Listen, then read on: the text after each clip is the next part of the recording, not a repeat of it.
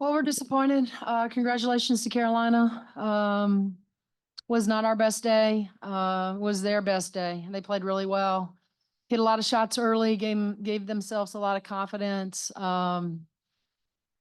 We just didn't have the urgency we needed to today to get out and just create any sort of resistance for them offensively. And so that's disappointing.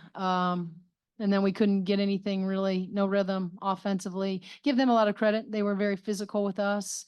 We didn't handle that well.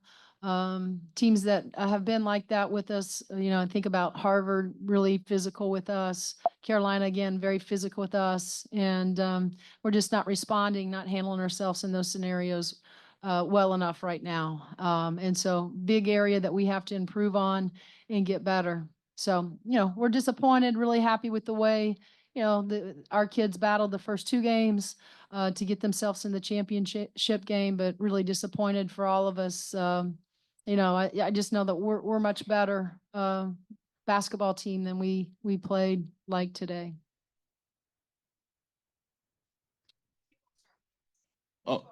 We'll take questions from Zoom. Seth Toe. Where's Seth when we're winning?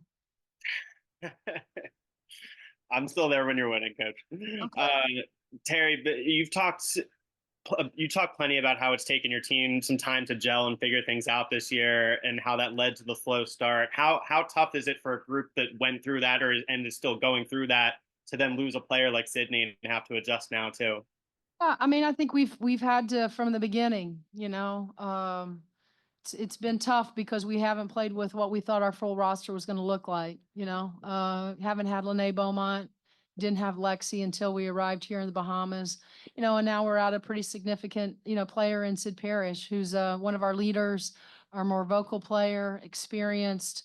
We obviously missed Sid today. I thought Jules came in and she played hard. In her absence.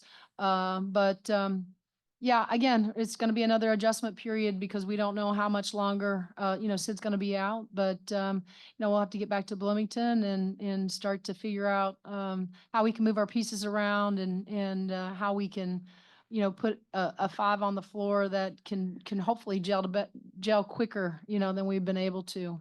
I thought we made some improvements. We grew a little bit here in the Bahamas. It's just a shame that, Sid went down yesterday in the Baylor game. Okay, I'm gonna go to Todd Golden. Hey, Teri. You kind of prefaced my question. I mean, there was some things to overcome here, but obviously there was some success as well. What do you think you learned about the way this team gelled together that will be applicable going forward, with or without Sydney? Yeah, well, again, our teams have always been, resilient. They've always been tough, and this isn't the first time we've gone through something where we've lost one of our starters. It seems like in the last 3 or 4 years, it's been moments where we've lost, I think back to Grace Berger. I think last year when we lost Sid, there's just been a lot of moments where, we haven't had our full roster and or a pretty significant starter, and we've had to figure some things out. So, and our kids they have, but I think that's the experience that they have, the want to that they have. I mean, they want to get things right. Look, nobody likes to lose. This group doesn't, and super competitive, really want to bounce back, want to make things right, when we do fall short. And so, again, just really proud that we've always been that team that has fought. And today we just didn't have the urgency level for 40 minutes that we needed, and that was disappointing. But again, a lesson learned, and I think our kids, we would all agree that this was not our finest 40 minutes, but we'll have to respond, and once we get back to Bloomington and get ready for the next opponent.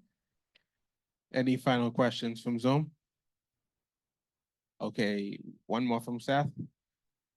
Yeah, Chloe, and I recognize it might be difficult to, think about the big picture at, not too long after a game, but I guess how would you assess just the whole of the team, the last month that everything you've gone through, the highs and the lows, how would you assess where this team is at through the first month of the season?